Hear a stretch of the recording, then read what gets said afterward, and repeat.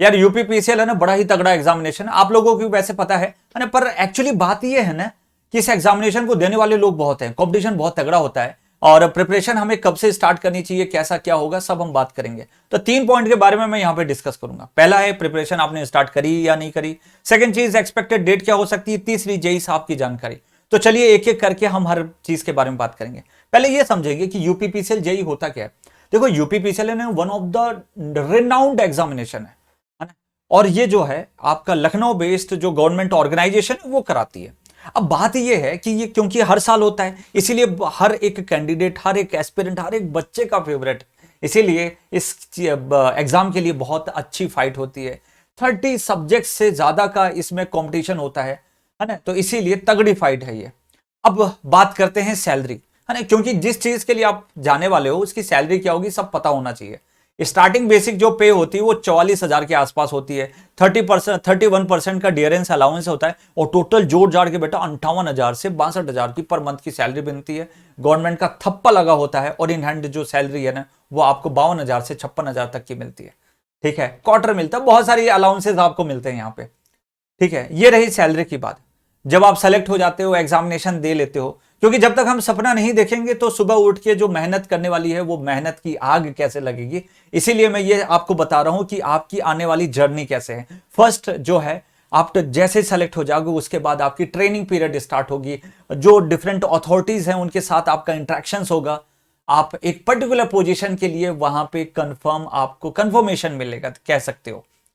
फिर हम जो हमें डिपार्टमेंट मिलते हैं, हमारे पास चॉइसेस रहती हैं, जो आपकी जो बेस्ड ऑन जो आपने प्रेफरेंसेस भरे हैं, जो भी आपके अपने ट्रेनिंग की है उसके आधार पे, तो 4 डिपार्टमेंट नजर आते हैं, ट्रांसमिशन, डिस्ट्रीब्यूशन, वर्कशॉप और टेस्टिंग डिपार्टमेंट।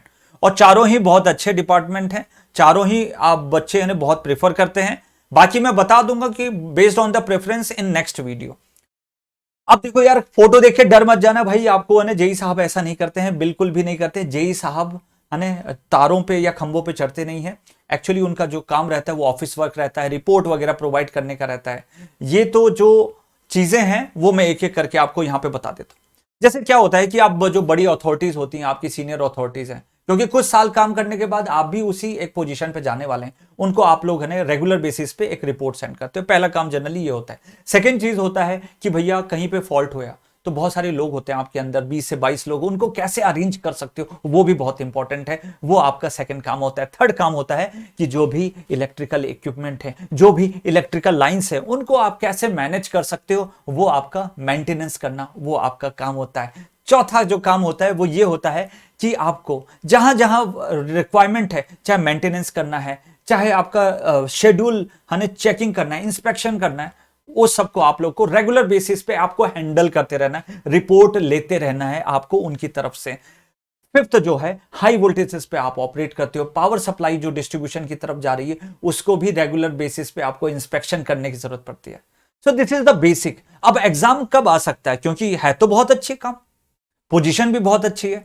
एग्जाम कब आ सकता है? बहुत ही जल्दी आपको एग्जामिनेशन देखने को मिल सकता है, बहुत ही जल्दी एग्जामिनेशन देखने को मिल सकता है। इसलिए क्योंकि यूपीएमआरसी के आधार पे हमें एक चीज तो पता चल गई कि भाई जिस तरीके से फटाफट उसने आंसर की निकाली, जिस तरीके से फटाफट उसने क्या निकाल दिया, रिजल्ट निकाल दिया। यूपीपीसीएल भी इस बार बहुत ही जल्दी आपको आपके एग्जामिनेशन के लिए नोटिफिकेशन देने वाला है, लिख के ले लो। 30+ सब्जेक्ट्स की लड़ाई होने वाली है, कंपटीशन बहुत तगड़ा होने वाला है। क्या आपने शुरू किया?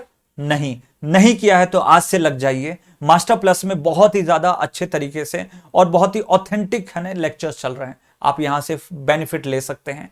पेड कोर्सेज की जगह हमारे ये लेक्चर्स भी आप प्रिफर कर सकते हैं। तो thank you so much. I wish कि मेरी ये जानकारी आपको अच्छी लगी होगी, जेईई साहब के बारे में जानकारी अच्छी लगी होगी। Thank you so much, love you all, bye bye.